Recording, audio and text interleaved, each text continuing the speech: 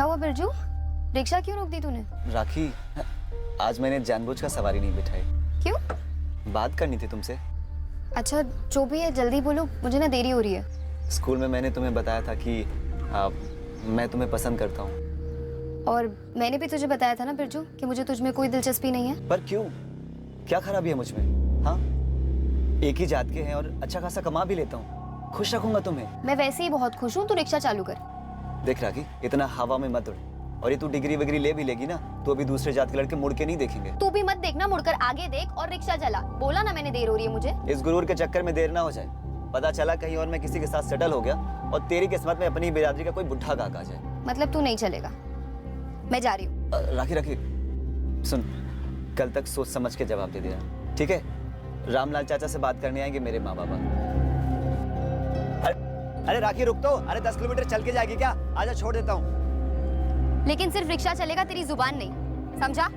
समझा।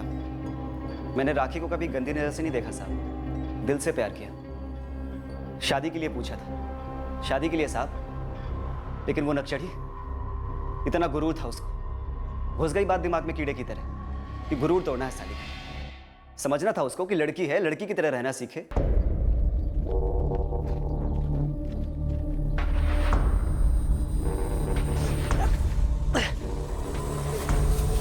ए बिरजू, क्या कर रही है? रिक्शा खराब होगी क्या? साहब मैं रोज की तरह चंद्रोनी स्टेशन जा रहा था, तब रास्ते में मुझे बिरजू और अजीत मिल गए और बस। और बस यूं ही ऐसे ही रेप और मर्डर में शामिल हो गए अपने मजे के लिए? बहुत बड़ी गलती हो गई साहब, मैं फिसल गया था बुरी तरह। भाई जंगली बिल्ली है वो, हम दोनों से संभलेगी नहीं, फिसल भी सकती है। देख भाई, अगर हम तीनों साथ में झपटेंगे ना तो काबू में आ जाएगी। बिरजू अपने गांव की लड़की है, बवाल हो जाएगा। बवाल तो तब होगा जब वो किसी से कुछ कहेगी। और वैसे भी उस राखी का वो हश्र करेंगे ना कि किसी से कुछ कह भी नहीं पाएगी कि क्या हुआ उसके साथ। और वैसे भी तेरा क्या जाता है, हम दोनों के साथ तू भी मजे ले।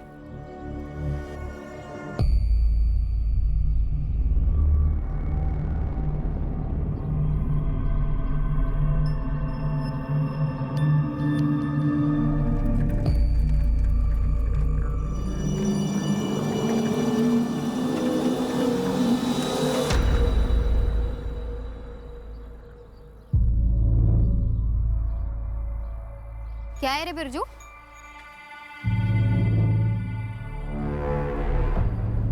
ये सब क्या हो रहा है यहाँ पर? क्या कर रहे हो तुम लोग? अबे साले हाथ मत लगा। हाथ छोड़ बोला ना। देखो पिटोगे तुम तीनों। छोड़ छोड़ हमको। छोड़ मुझे। बचाओ। ये बिरजू ने मुझसे बोला था कि बस इतना ही करेंगे और उसके बाद शादी के लिए मनवाएंगे। ये मर्डर वर्डर करने वाला ये मुझे मालूम ही नहीं था। सब रेप के लिए राजी हो गया तू, लेकिन मर्डर से आपत्ति थी। इतना दयालु है तू, इतनी इंसानियत भरी थी अंदर कूट कूट कर। साहब उसको मारने में मेरा कोई हाथ नहीं था साहब। फट गई होगी तेरी, जब इस घिनौनी हरकत के बाद भी राखी तेरे सामने डट कर खड़ी रही और बोला होगा उसने कि वो तुझे छोड़ेगी नहीं। देख राखी, मैं अब भी तुझसे शादी करने के लिए तैयार हूँ, लेकिन ये जो तेरा गुरूर था ना, मुझे बस उससे दिक्कत थी। सालो कमीनो, तुम्हें क्या लगा कि रेप कर दोगे तो टूट जाऊंगी मैं? तुम में से एक को भी नहीं छोड़ूंगी, सबको जेल पहुंचाऊंगी, समझे? जेल भिजवाएगी तू?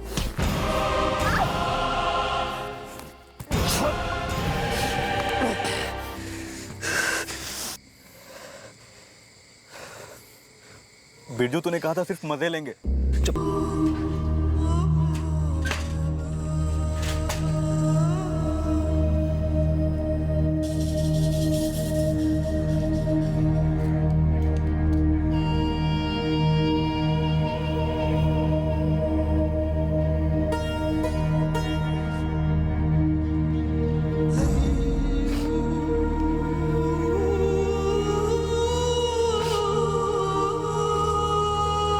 शीटर्स के राउंड अप के दौरान त्रिभुवन सिंह, बहादुर सिंह, लल्लन परदेसी, इन तीनों का नाम क्यों नहीं आया?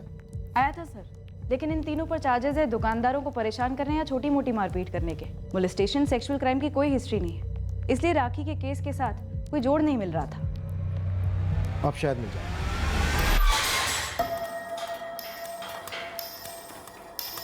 अरे साहब, वो लोग झूठ बोल रहे हैं साले। पंगा उन्होंने लिया था। उन्होंने लड़ाई शुरू की थी तो हमने जवाब दे दिया साहब। जवाब देने में पैसे लूटने में शामिल होते हैं साहब। वो जानबूझ के गलत कट मार रहे थे यूज पास में से। भगा त्रिभुवन भगा, और तेज चला। साहब हम बाइक से गिर सकते थे, बहुत चोट लग सकती थी हमें। इसी गुस्से में साहब थोड़ा ज्यादा हाथ पैर चल गए। जब गुस्से में हमारे हाथ पैर चलते हैं ना, तो सामने वाले का क्या हाथ होता है उसकी झलक दिखाऊं? हैं? हम उनसे माफी मांग लेंगे और उनके पैसे वापस लौटा देंगे। राखी भामरिया को कैसे लौटाओगे? उसे किस बात का जवाब दिया तुम तीनों ने? अरे साहब, इन दो बंदों को लूटा पीटा, उसके लिए हाथ जोड़कर माफी मांगते हैं, लेकिन उस रेप और मर्डर कांड में कहाँ हमारा नाम जोड़ रहे हैं आप? गुंडे साहब, वैसे ही नहीं। उस शाम को तो हम चंद्रौनी में थे ही नहीं साहब। सागर और राकेश पाल जिंदा बच गए। हिम्मत करके उन्होंने शिकायत लिखवाई, पर राखी ने दहाड़ लगाई होगी। बोली होगी कि तुम तीनों को वो छोड़ेगी नहीं, इसलिए उसको वहीं खत्म कर दिया। तुम में से किसी को नहीं छोड़ूंगी मैं, एक एक को देख लूंगी, समझे? नहीं साहब, हम वहां पर थे ही नहीं और ऐसा कुछ भी नहीं हुआ था। फिर क्या हुआ था? साहब हमने उस लड़की के साथ ऐसा कुछ किया ही नहीं, कसम से साहब। हाँ साहब, उस दिन तो हम लोग वहां थे ही नहीं। राखी की लाश से सीमन सैंपल्स मिले हैं 3 आदमियों के, संभाल के रखा हमने। तुम तीनों के साथ मैचिंग की जाएगी, उसके बाद सारा सच अपने आप बाहर। नहीं साहब, ऐसा कुछ भी नहीं हुआ था साहब। आप जबरदस्ती हमें उस कांड में घसीट रहे हैं साहब। साहब हमने पहले ऐसा कोई कांड किया ही नहीं है। अकेली लड़की देखी और झपट पड़े उस पर, उसके बाद जो 1500 रुपए थे वो भी लूट लिए। हमने कुछ नहीं लूटा साहब, हमने कुछ नहीं किया साहब। मौका है तुम तीनों के पास, जो भी सच है बोल दो, नहीं तो हमारा डंडा सच बुलवाएगा। और अगर डंडा सच नहीं बुलवा पाया तो बाकायदा सबूत बोले। उन तीनों को हमारे हवाले कर दो मैडम, हम छोड़ेंगे नहीं उन्हें। हम पहले से कहते आ रहे हैं कि उस तरफ के लोगों का काम है। हाँ मैडम जी, ये तीनों ना बड़े बदमाश है। पांडे साहब को भी मैंने बोला था कि ऐसा कर सकते हैं। अरे 2 भाई तो मेरी भी पूरे दिन की कमाई लूटी है इन्होंने। अगर ये लोग राखी के गुनहगार हैं तो हम इन्हें सख्त से सख्त सजा दिलवाएंगे। अगर ये लोग गुनहगार हैं तो ये साबित करने के लिए हमें ठोस सबूत चाहिए होंगे। और क्या सबूत चाहिए मैडम जी आपको? सागर पाल और राकेश पाल मर्द हैं, इसीलिए उन्हें लूटा और पीट कर छोड़ दिया। राखी लड़की थी तो उसके पैसे लूटे और उसके बाद उसकी इज्जत लूटी, तो जान से मार दिया। फांसी पर चढ़ा दो उनको। तुम तो बीच में बोलो मत सोनू, खुद औरतों को छेड़ने की भद्दी हरकत करते हो। ये कतई मत समझना कि तुम हमारे शक के घेरे से बाहर हो। हद करती है मैडम आप। पुलिस उनका पूरा का पूरा साथ दे रही है हम लोगों को दबाने के लिए। हमारे गांव की बच्ची के साथ इतना बुरा हुआ और उसका गुनाह हम लोगों पर थोपने चलिए आप। आप तो तीनों को हमारे हवाले कर दो मैडम। गांव की चौपाल पर खड़ा करके तीनों से कबूल करवाएंगे कि ये काम उन्होंने किया है।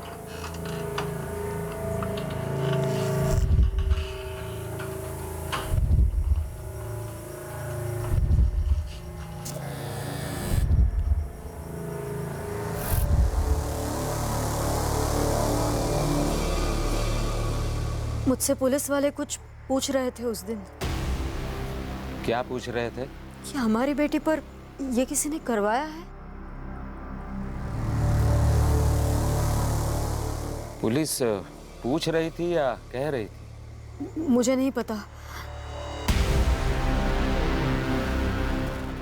ये उन तीनों ने किया है जो पकड़े गए हैं। तुम्हें क्या लगता है मुझे पता होगा?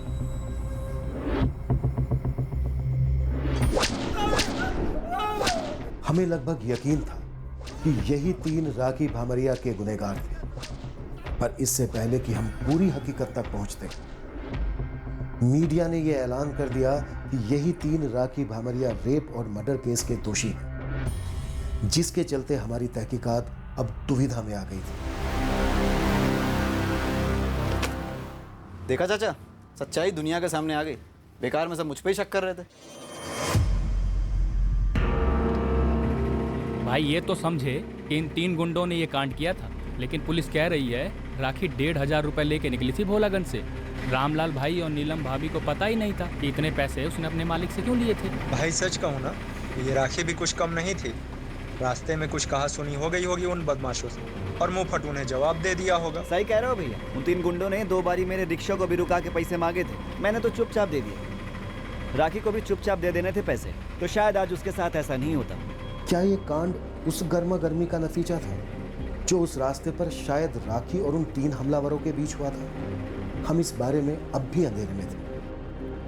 क्या राखी पर हमला एक सोची समझी साजिश के तहत हुआ था, ये तभी पता चलता जब वो तीनों अपना मुंह खोलते।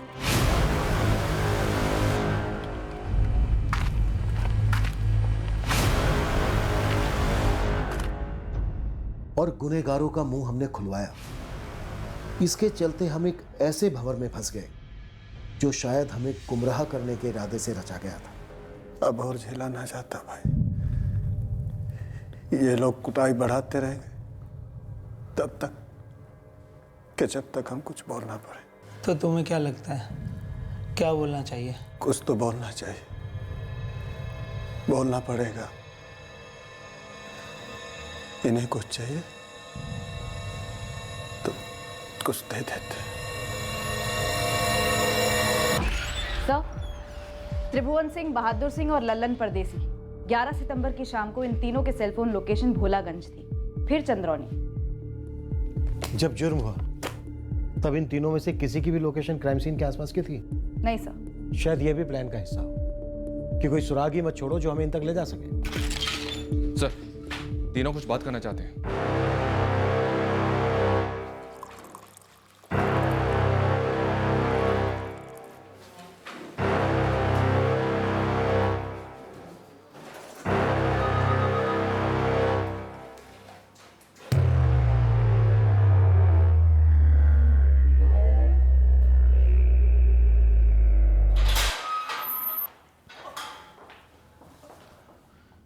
साहब, वो मर्डर के बारे में बताना है। गैंग रेप और मर्डर? सिर्फ मर्डर। मतलब तुम तीनों ने सिर्फ मर्डर किया राखी का, बाकी रेप कोई और 3 बंदों ने किया? नहीं साहब, हम राखी वाले केस की बात नहीं कर रहे हैं। तो फिर किसके मर्डर की बात कर रहे हो? वो गुफरान मिर्जा का साहब। गुफरान मिर्जा कौन है? यही चंद्रौनी का रहने वाला था, किसान था।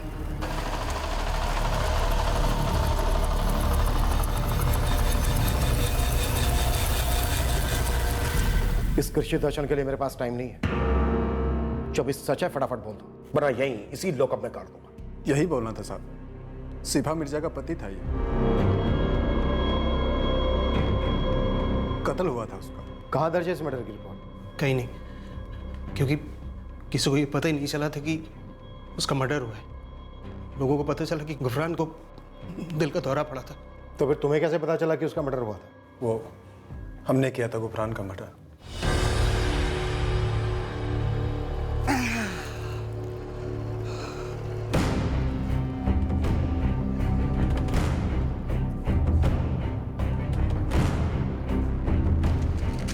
शिफा मिर्जा ने हमें 50,000 रुपए दिए थे अपने पति को मारने के लिए।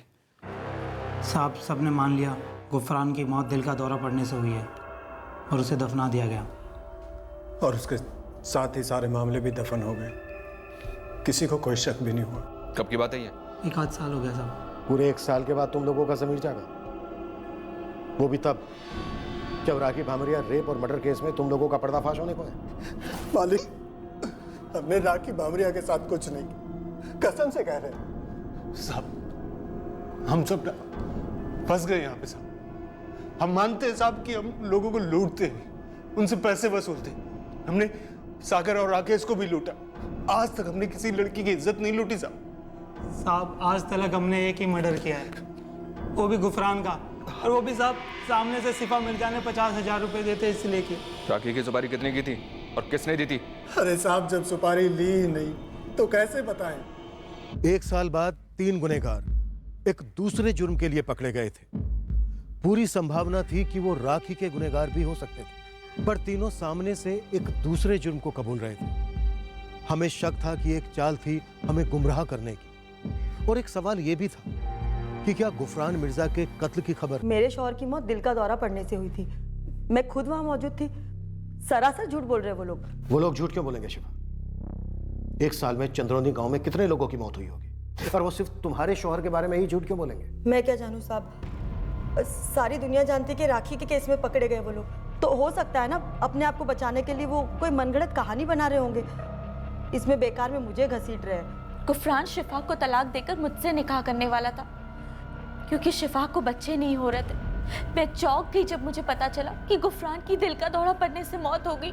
हुमायरा, तुम्हें पहले से शक था कि गुफरान की मौत दिल का दौरा पड़ने से नहीं हुई थी? यकीन, पहले दिन से यकीन था कि दाल में कुछ काला है, पर किसी ने मेरी बातों पर भरोसा नहीं किया। अब जाकर सारा का सारा सच सामने आ रहा है।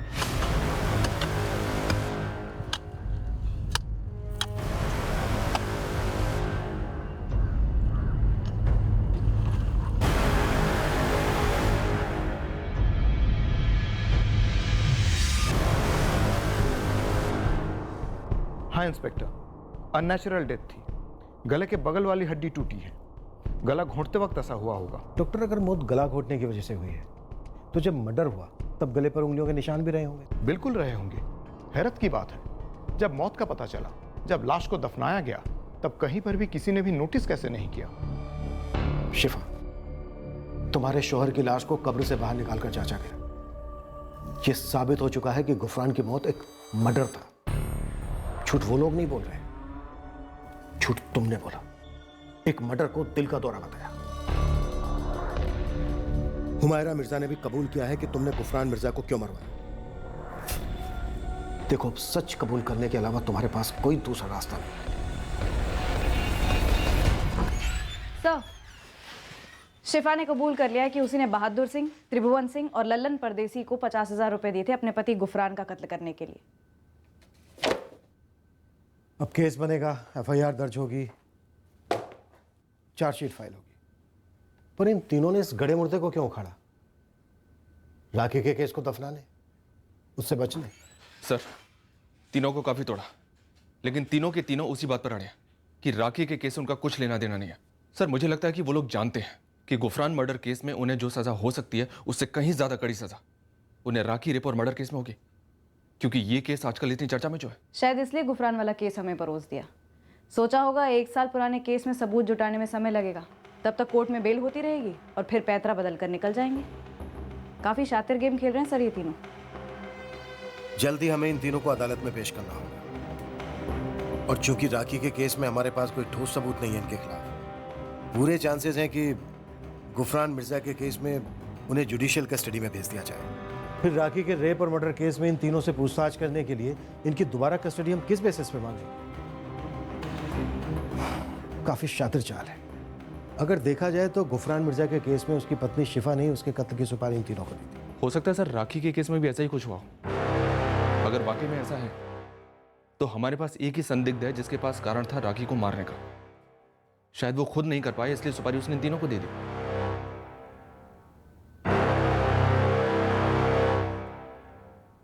आपकी बेटी राखी का क्लासमेट और दोस्त मनोज चौधरी आपकी बिरादरी का नहीं है, बड़ी जाति का है, लेकिन राखी को इसकी परवाह नहीं थी।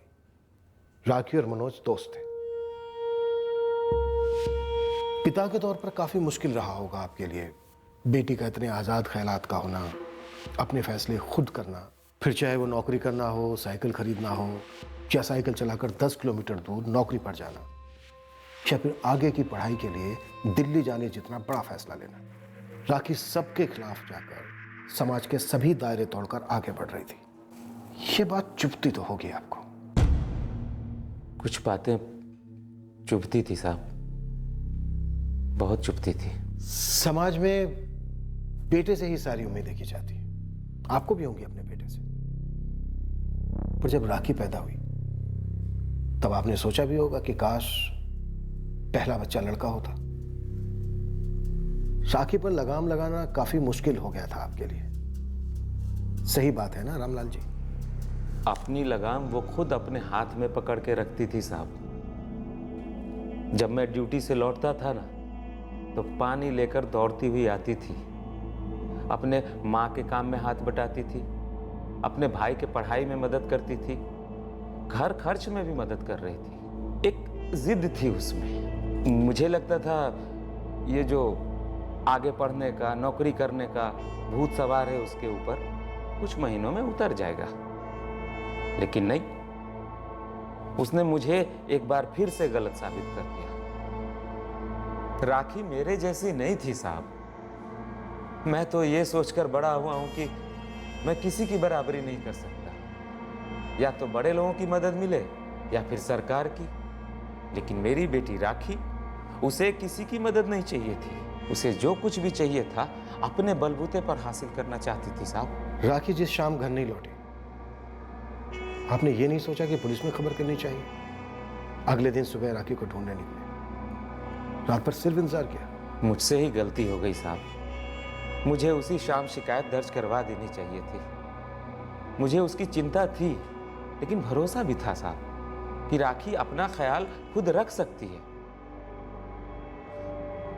मैंने तो सोचा भी नहीं था साहब कि राखी के साथ ऐसा कुछ हो जाएगा।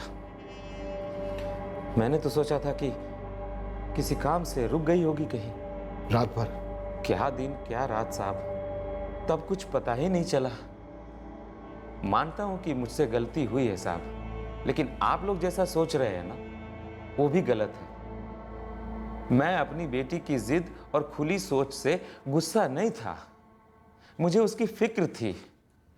मैं जानता हूं साहब, आप लोग मुझ पे ही शक कर रहे हैं कि मैंने उन तीनों को पैसे दिए राखी को मारने के लिए। अब इस पे मैं क्या बोलूं साहब?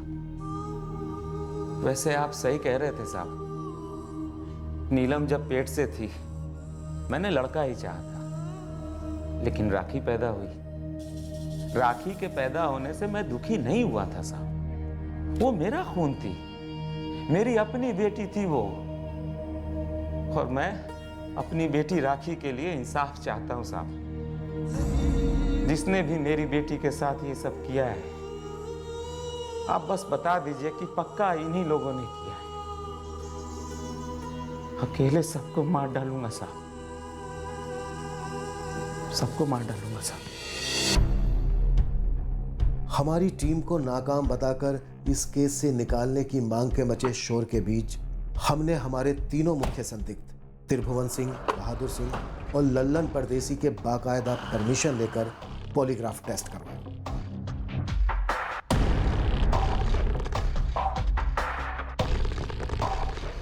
क्या नाम है तुम्हारा? त्रिभुवन सिंह। अब तक कितने लोगों को लूटा है तुमने? यही 10-12 लोगों। गुफरान मिर्जा का खून किसने किया? तुमने? हाँ। और राखी भामरिया का रेप और मर्डर किसने किया? तुमने?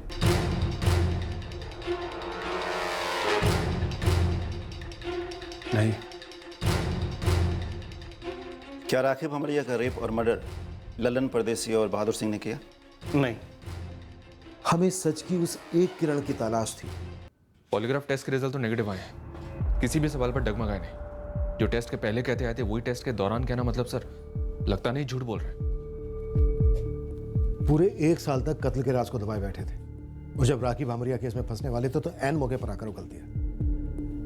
पॉलीग्राफ टेस्ट कोई पत्थर की लकीर नहीं है, शातिर क्रिमिनल्स उसे भी बीट कर देते हैं। फिर भी सर, राखी भामरिया केस में इस वक्त हमारे पास इन तीनों के खिलाफ कुछ भी नहीं है।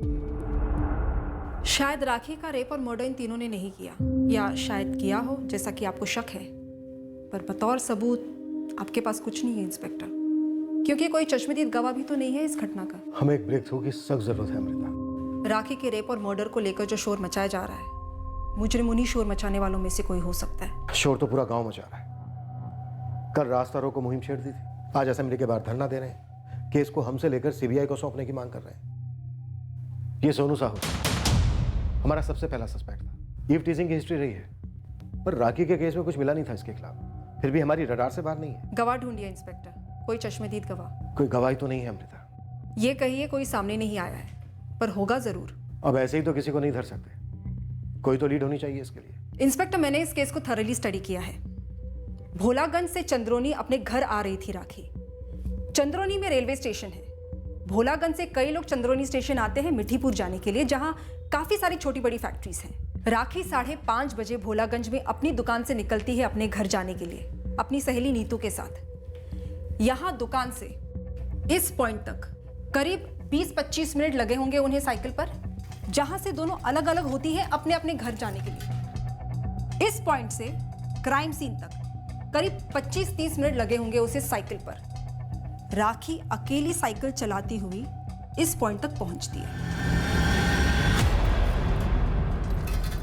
5:30 बजे भोलागंज से निकली अपने घर जाने के लिए, 20-25 मिनट नीतू के साथ, 25-30 मिनट अकेली।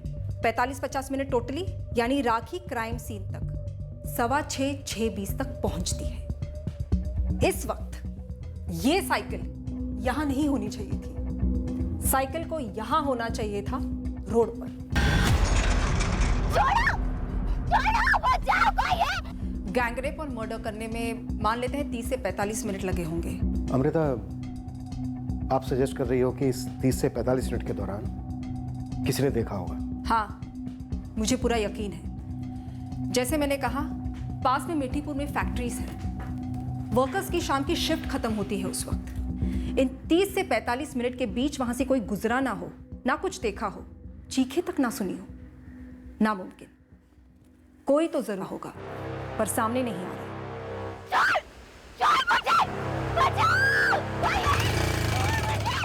फिर सिर्फ एक ही क्यों? एक से ज्यादा लोग हो सकते हैं जिन्होंने देखा हो, सुना हो, पर रिपोर्ट नहीं की। पर आपको उनमें से किसी एक को ढूंढ निकालना है इंस्पेक्टर। चंद्रोनी स्टेशन पर रुकने वाली ट्रेन के टाइमिंग चेक कीजिए।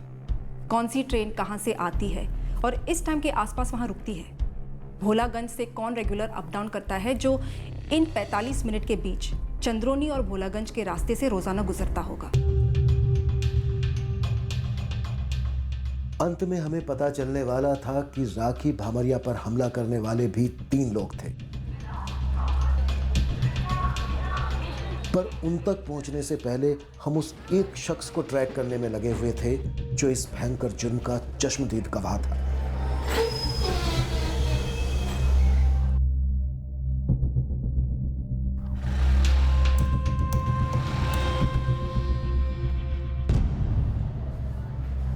हमारे रडार में कई लोग आ रहे थे।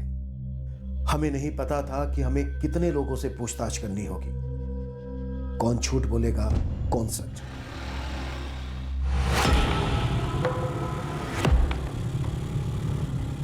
आखिर में एक ऐसा शख्स सामने आया जिस पर हमारी शक की सुई टिक गई, पर हम तब भी पक्का नहीं थे कि हमारी शक की सुई सही आदमी पर टिकी थी या नहीं।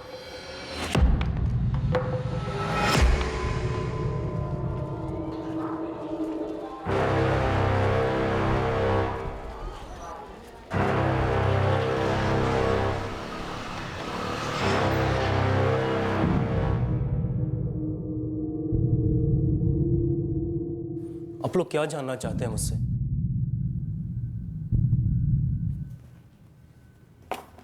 क्या वो ये 3 आदमी थे? मैं समझा नहीं, ये कैसा सवाल है? समझाते हैं सुनील मिश्रा। तुम मीठीपुर बीवी वाइट्स में काम करते हो। तुम्हारी शिफ्ट सुबह 9 बजे शुरू होती है। तुम बिना चूके 8:15 बजे चंद्रोनी स्टेशन पहुंचते हो। 8:25 की शटल लेकर मीठीपुर जाते हो। शिफ्ट खत्म होती है शाम को 5 बजे। मीठीपुर स्टेशन से 5:15 की शटल लेकर तुम 6:45 बजे पहुंचते हो चंद्रोनी स्टेशन। फिर चंद्रोनी से अपनी बाइक पर अपने घर जाते हो भोलागंज। और 11 सितंबर को भी तुम रोज की तरह काम से लौटे। शाम को चंद्रोनी से भोलागंज पहुंचे, नामदेव की दुकान से पान खाया, कलकत्ता सादा कतली सुपारी, और उस समय बजे थे 6:45। तुम चंद्रोनी से भोलागंज यहां इस रास्ते से होकर गए हो, क्योंकि यही एक रास्ता है बाइक के लिए। क्या तुम भी शामिल हो इस कांड में? नहीं नहीं, ये क्या नाप शनाप बोले जा रहे हैं सर आप। मैं एक साधारण सा मजदूर हूँ, घर परिवार है मेरा, पर आप सोच भी कैसे सकते हैं कि मैं। ठीक है, तुम एक अच्छे भले आदमी हो, मेहनती हो, फोरमैन हो पैकिंग डिपार्टमेंट, सब ठीक। तुमने कांड में हिस्सा नहीं लिया, पर कांड होते वक्त तुम यहां से गुजरे जरूर थे, तो तुमने कुछ ना कुछ देखा भी होगा। सुनील, तुमने जुर्म होते हुए देखा है ना? तुम्हारी शक्ल साफ बता रही है कि तुम हमसे कुछ छुपा रहे हो। सर मैंने कुछ नहीं देखा सर। मैंने अखबार में पढ़ा था कि इस जगह पे कांड हुआ था। जो तुमने देखा था? मैंने कुछ नहीं देखा सर। सर मैंने बस उसकी चीखें सुनी थी। लड़की की चीखें थी? जी।